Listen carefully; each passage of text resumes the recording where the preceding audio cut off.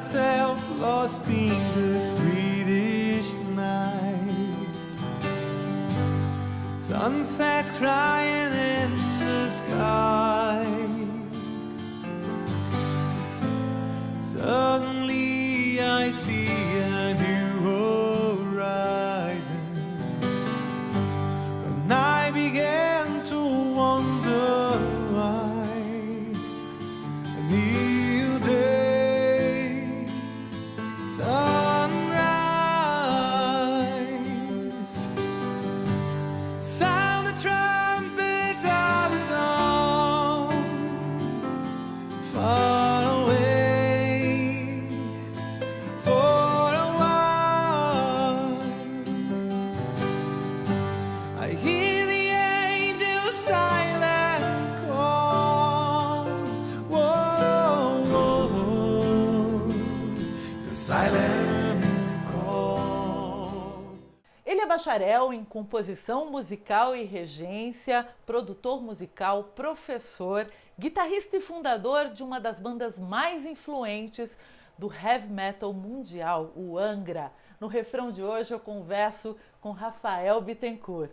Rafael, prazer ter você aqui. A gente tentou várias vezes e dessa vez deu certo. Eu te agradeço muito.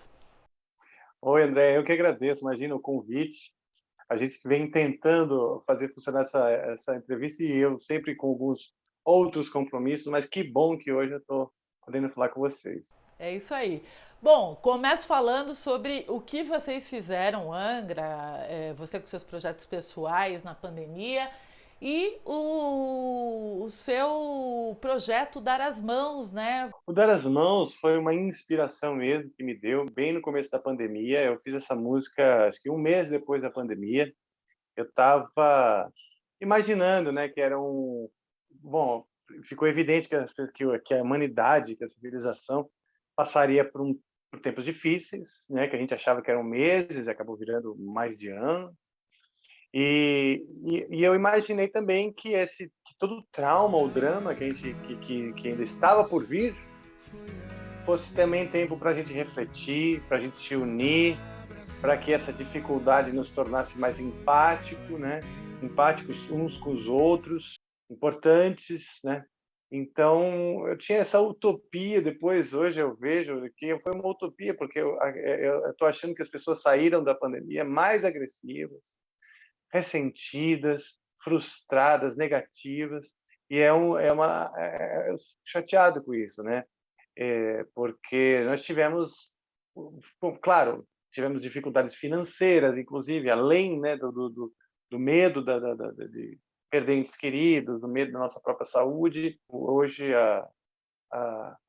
a música que eu escreveria não seria só para dar as mãos, seria para dar um sorriso, para deixar tudo mais leve, para seguir em frente, né, e aceitar, porque tudo que está longe do nosso controle, como uma pandemia, por exemplo, tudo que está além do nosso controle, a gente entregar e confiar no destino que tem algum aprendizado e tal para adquirir, né, das dificuldades. Vamos falar do Angra, né? O Angra com 3 décadas, né? Aí na estrada, e você, um dos membros fundadores da formação original, né? Como é que foi essa aventura até agora? Nós completamos 30 anos, né? Relembrando o ano de 1991, que começou já cheio de transformações. Eu estava fazendo uma peça de teatro com Oswaldo Montenegro, né, o grupo de menestréis do Oswaldo Montenegro aqui em São Paulo, e já estava sendo uma novidade para mim, muitos aprendizados e tal. Estava na faculdade estudando composição e muito animado, e queria fazer uma banda. Então foi um ano assim com muita efervescência, né? Então o Angra, ele é uma banda de heavy metal aqui no Brasil, mas a gente lançou nosso primeiro álbum no Japão, e aí foi um sucesso, foi um disco de ouro no Japão, conseguimos aí contato com França, Alemanha, outros países da Europa, e logo na sequência com o Brasil também, América Latina. Então, assim, uma banda que incendiou, de repente, o cenário heavy metal com a mistura que a gente faz, né? A gente faz um heavy metal muito autêntico, um heavy metal que mistura, além de vários estilos de rock e outros estilos musicais, mistura a música erudita e a estrutura erudita, né? A maneira de pensar a ideia, a construção também muito erudita pelos estudos na faculdade de composição, e a música brasileira. Então, assim, parece uma grande miscelânea, né? Mas, no fim das contas, é o que dá a cara para o Angra. E você tem, assim, um momento marcante e também... Quando é que você sacou, assim, caiu sua ficha? Poxa, ganhamos uma projeção internacional. O Angra agora é mundial. Acho que logo no começo, né? Porque a gente teve essa grande sorte de ter o apoio da gravadora JVC já nos primeiros discos e o sucesso do disco. Quer dizer, eu me senti muito privilegiado, muito sortudo com o que aconteceu, né? Então, logo de cara, a banda passou a ter tá em evidência, assim, no cenário. Até hoje inspira e influencia muitas outras bandas, né? Porque o Angra tem muita influência sobre os outros músicos, quem está estudando, quem está aprendendo, né? Então, até hoje influencia bastante toda essa turma e eu acostumei a viver com isso, né? E eu ainda morava com meus pais, era moleque, morava com meus pais e era um rockstar, né? Era um jovem rockstar morando com os pais, então foi interessante. Você chegou aí a fazer o Angra de uma forma, né, geral, fez aí uma homenagem póstuma ao André Matos, já falecido, primeiro vocalista, né, do Angra, da formação original. Eu queria saber o que ele representou para vocês e para o rock. Bom, olha só, pessoalmente, para mim, o André foi um divisor de águas na minha carreira, né? Eu finalizei o meu colegial nos Estados Unidos, voltei querendo fazer faculdade de música e tal, estava lá fazendo a faculdade, mas foi a parceria com o André que gerou toda essa projeção, porque ele já tinha uma certa experiência, já tinha 2 discos com a banda Viper, já tinha discos lançados no Japão, já conhecia empresários, conhecia investidores, apoiadores e tal. Então, quando ele entrou no meu projeto, que é um projeto que eu estava começando com algumas pessoas da faculdade, a coisa mudou completamente de figura. Então, assim, pessoalmente, já de cara, eu tenho uma gratidão eterna pela presença dele na minha vida. E nossa amizade, nossa troca, sempre foi muito engrandecedora. Aprendi muito com ele, porque imagina você ser um cara dedicado, estudioso, que é o que eu era, e de repente ter um parceiro que também tem a mesma dedicação, o mesmo foco e talento, e tem uma sensibilidade. A gente se afinava numa série de coisas, como fusão com outros estilos musicais e tal. Então a gente sempre quis buscar algo original. Então essa afinidade gerou uma alegria, um aprendizado e também uma confiança muito grande, né? Porque eu posso explorar, eu posso trabalhar. E o Angra nasceu dessa fusão, dessa amizade que tinha com o André. Então o Angra também é grato a essa contribuição e a tudo, obviamente, que ele contribuiu como músico, como artista dentro da nossa carreira. Bom, a gente vai ter que fazer um intervalo, mas daqui a pouco a gente volta falando um pouco mais aí do Angra e dos parceiros, né, que acabaram saindo, como o Kiko Loureiro. Uma parada do refrão? Já já a gente volta. Fica com a gente.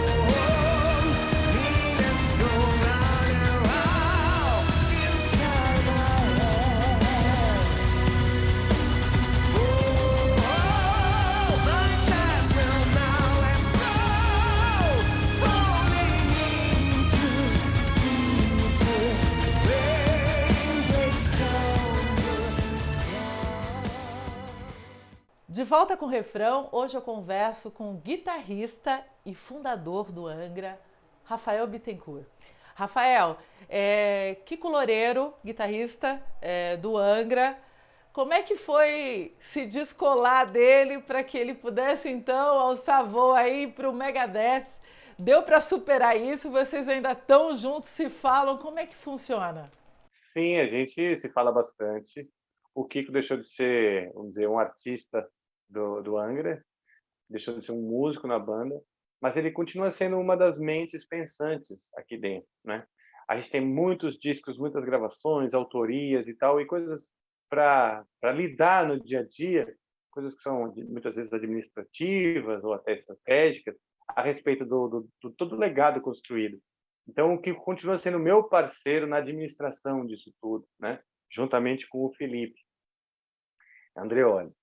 E assim, a ida dele para o Megadeth, eu fiquei muito feliz. Eu sempre falei isso para ele e para todo mundo, porque ele é um cara que galgou muito para isso, né? Ele construiu a carreira, né, como guitarrista, a carreira dele como artista e guitarrista, independente do Angra, ele foi construindo aos poucos. Então, acho que o convite para o Megadeth foi uma consequência muito merecida, né? Então, é isso, né? O mal que poderia surgir, a ausência dele, que seria uma rejeição do novo guitarrista, isso não aconteceu. Graças a Deus, o Marcelo Barbosa substituiu o Kiko, apadrinhado pelo próprio Kiko, endossado nessa decisão. Ele é muito bem aceito. Kiko Loureiro, você são guitar players, né? Queria saber como essa história começou com você, história com a música, com a guitarra. Por que você resolveu ter uma formação musical? E eu sei que você ainda morou nos Estados Unidos antes. Sim. Bom, as minhas duas avós, elas eram concertistas de piano, né? Sendo que uma delas, a minha avó paterna, Adelaide, ela era uma concertista assim, muito promissora mesmo. Com 12 anos, ela ganhou um concurso, acho que nacional e tal, brasileiro, e ganhou uma bolsa para estudar na Alemanha. Então, ela realmente estava muito séria. Ela compunha música, com 12 anos, ela era compositora. Então, ela sempre teve isso assim, uma coisa muito séria, a música erudita, a disciplina. Então, quando a música apareceu na minha vida, na vida de todos os netos, né, e tal, ela sempre foi daquelas que era muito dura, muito crítica, muito austera, tudo que se relacionava à música. Então, eu tinha essa influência. E a minha outra avó, ela se formou concertista, mas não exerceu, mas adorava música popular. Então, na casa dela, a música era música popular, todo mundo em volta do violão, do piano, para ouvir os outros, todo mundo cantando junto e tal. Então, a música agregando as pessoas, a música no sentido de criar uma festa, né? Muitas vezes embalando uma festa, uma reunião, era a influência dessa minha outra avó. E aí, adolescente, eu vi o AC/DC, né? O AC/DC do Angus Young tocando, e eu olhei aquele cara endiabrado no palco com aquela guitarra. Eu já gostava de rock, eu já gostava de Queen, gostava de Kiss, mas nunca tinha imaginado que instrumento eu ia tocar. Mas ao ver o AC/DC, eu decidi que eu queria tocar guitarra, violão e guitarra, e assim foi. Assim foi. Na época era muito difícil aprender no Brasil, ter um instrumento, etc. No começo dos anos 80, ainda era muito difícil você ter um bom instrumento e um bom professor que realmente soubesse desvendar, né, os mistérios da guitarra, do Van Halen, do Iron Maiden, etc. Mas, com força de vontade, a gente foi conseguindo. Rafael é o seu nome, não é à toa que é nome de anjo, e eu queria saber se vem daí essa fascinação por anjos, né? E também pelo disco, a capa não é à toa que seja, e o nome e título do álbum, Angels Cry. Olha, o meu nome é Rafael, em homenagem ao meu avô Rafael, né? Meu pai quis esse nome em homenagem ao pai dele, mas a minha mãe sempre achou lindo o nome por conta de ser um dos arcanjos, né?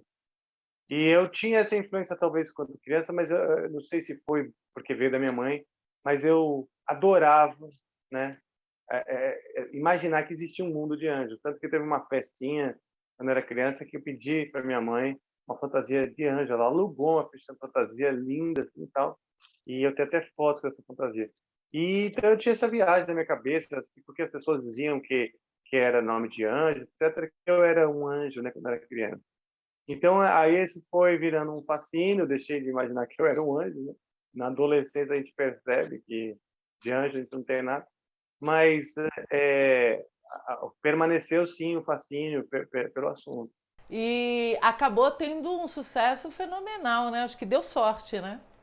Uma das ideias era contrapor com algumas bandas de heavy metal, o próprio Iron Maiden, que tudo era muito ligado ao diabo, isso aqui, tal, a figura do diabo. E eu queria vir algo que fosse um pouquinho mais leve, mais sutil, mas discutir de maneira profunda e bem direta a religiosidade, a espiritualidade, né? E então acho que esse foi o nosso grande lance. Eu te falava, tinha anjo na capa, mas estava falando de Lúcifer, né? Falando de aceitar nossos medos, né? Na figura metafórica de Lúcifer, e tal. Então tem muita coisa ali que tem bastante intensidade, mas o que realmente representa a banda são os anjos. Eu queria agora que você falasse sobre seus projetos paralelos aí ao Angra, o Bittencourt Project. Eu queria que você falasse um pouco sobre isso. Então, o Bittencourt Project é um projeto bem pessoal meu, nasceu em 2008, a minha vontade de explorar diferentes estilos musicais, tocar com pessoas diferentes. Eu tinha algumas ideias embrionárias, músicas que eu mandei para o Angra não vingaram. Tinha músicas que eu fiz especialmente para o Bittencourt Project. É uma coisa um pouco mais rock do que heavy metal, procurando um público menos estereotipado dentro do heavy metal, né? E também continuando as fusões com música brasileira e música erudita, etc., mas com um estilo musical um pouquinho mais abrandado, vou chamar assim. E ele é bem autobiográfico, né? As músicas falam bastante de mim, da minha história, de onde eu vivi quando criança, os lugares que eu passei e tal. Enquanto que o Angra, eu falo em nome do grupo, né? Falo para um público também mais amplo, falo um público também mais nichado dentro do estereótipo do heavy metal. E já no Bittencourt Project eu não tenho um compromisso comercial. Eu faço o que eu tô afim. A gente vai ter que fazer mais um intervalo, Rafael, mas daqui a pouco a gente volta falando mais de rock. Mais uma parada do refrão, já já a gente está de volta. Fique com a gente.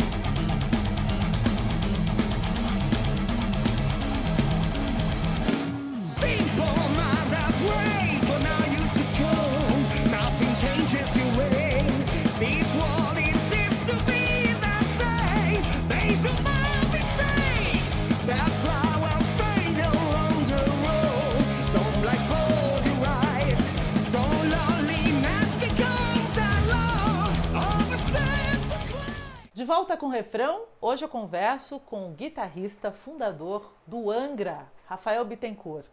Rafael, eu queria saber primeiro qual é essa necessidade, essa proximidade quase vital do rock, do heavy metal com a música erudita. Por que é uma coisa quase que é uma fusão, né? É como se uma coisa fosse a continuidade da outra. Pois é, o rock, óbvio, é muito mais novo, né, do que a música erudita, mas se você for pensar nos últimos, sei lá, 50, 60 anos, o quanto ele evoluiu, né? E o quanto ele deixou de ser puramente algo comportamental, mas passou também a ser um ambiente musical muito sério, né? Músicos eruditos que conseguiram se expressar através do rock, como o John Lord, do Deep Purple, Rick Wakeman, né, do Yes, músicos que têm na sua formação erudita, mas que encontraram no rock uma maneira de se expressar, de se comunicar com a sociedade de hoje, porque o rock ele é um pouco mais direto, um pouco mais objetivo, ele acho que impacta, né, mais pessoas do que a própria música erudita, que passou a ser ainda muito mais segmentada, né? Então, eu acho que ele tem isso. Hoje ele tem espaço para o músico, que é um músico preparado, estudado, ou seja, não é mais só barulho e comportamento, espontaneidade, não é só isso. Tem isso, né?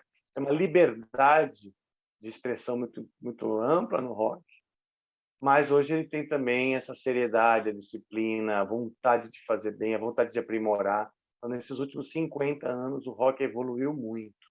Os três vocalistas, André Matos, né, do Falaschi, e aí finalmente o Fábio Leone, que é um italiano, né, todos eles cantando muito bem, todos cantaram muito bem todas essas músicas do Angra.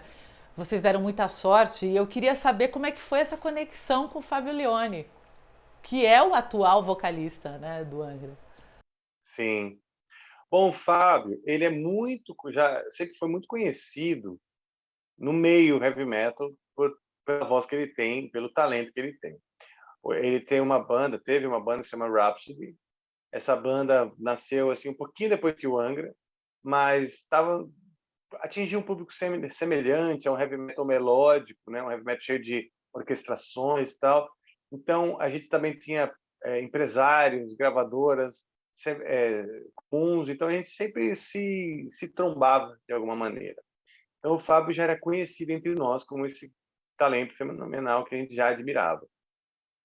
Quando o André saiu, eu conversei com o Fábio Leone, né, aventando a possibilidade dele substituir o André Matos. Na época ele estava ocupado, já tinha umas 3 bandas, e estava no auge lá do Rhapsody, não deu muito certo. E o Edu, claro, era uma das pessoas que estava já também sendo cotadas, porque o Edu era um cara também muito conhecido aqui na cena brasileira como uma das vozes mais talentosas. E quando o Edu saiu, então foi quase natural lembrar do Fábio, porque o Fábio o Rhapsody, que a banda dele já não estava tão firme, eles estavam meio parados. Então nós começamos com o Fábio, na verdade, para fazer alguns shows num cruzeiro. Aí veio o convite para fazer um disco, que foi o Secret Garden. O Fábio não estava muito certo se ele queria ficar na banda ou não, né? Sempre fazendo esse charme italiano para fazer a gente sofrer, né? Mas, graças a Deus, durante a própria turnê do Secret Garden, ele falou que tinha vontade de ser parte da banda, se oficializar como o vocalista, e assim está, graças a Deus. Que legal. Queria saber agora quais são os planos do Angra e principalmente o que você vê aí no horizonte depois dessa estrada longa. E também falasse um pouco dessa concentração de todos os álbuns que foi Omni, né? Que foi uma junção de tudo, né? Sim. O Omni foi, claro, uma tentativa de juntar, né, tudo que inspirou a gente durante esse tempo e também a bagagem, né? Falar sobre a bagagem de ter uma banda por quase 30 anos, né? Falo quase 30 anos porque na época o Omni a gente não tinha completado 30. E agora os planos, né? Primeiro de tudo, a gente está organizando internamente o Angra. A gente está profissionalizando toda a nossa sistemática e tudo mais, criando empresas, CNPJ, por exemplo, que a gente nunca teve. Na verdade, a gente sempre deu licença para algumas empresas ou empresários operarem, né, o Angra, e agora a gente está criando a nossa própria, para poder justamente, inclusive, fazer contratos com outros parceiros. Então, uma coisa muito importante é essa estruturação interna, uma coisa que a gente está se dedicando bastante. Junto com essa estruturação interna, vem a relação com ex-parceiros, toda a rede de parceiros dentro do Angra e os ex-parceiros. Estamos muito empenhados em criar uma sistemática que seja harmoniosa, que seja boa e vantajosa para todo mundo. E novas músicas, um novo disco, um novo álbum. E com muitas surpresas, né, no que tange a experiência do álbum, né? Que a gente quer que essa experiência não seja apenas musical. Então, tem muitas ideias acontecendo aí para otimizar essa experiência. E uma novidade na minha vida é que eu estou realizando um sonho. Eu comecei um canal, né, no YouTube, que é um programa de música, na verdade. Estou muito feliz, porque há muitos anos eu já queria fazer isso. Eu estou apresentando esse programa em parceria com os Estúdios Flow, né, que é sei lá, são gigantes aí da comunicação atual.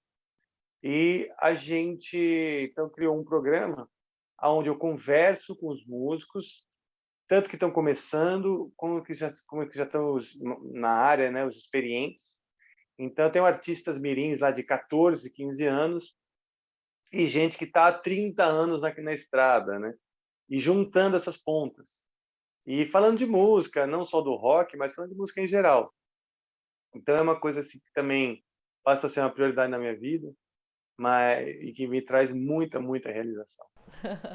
Você falou aí que realizou um sonho, e eu encerro aqui o refrão dizendo que eu realizei o meu sonho de conhecer o fundador do Angra, entrevistar o Angra, e esse era um grande sonho, porque o rock, para mim, mora no meu coração, e eu queria te dizer, vida longa ao rock and roll. Muito obrigada, Rafael Bittencourt. Obrigado, Andréa. Vida longa ao rock and roll. Muito obrigado pelo convite. Obrigado a todos aí da produção também pela atenção. E é isso, gente. O programa terminou. Você acompanha a nossa programação no site da TV Justiça e também no nosso canal no YouTube e no Instagram. Semana que vem tem mais refrão e você fica agora com o rock, o heavy metal do Angra.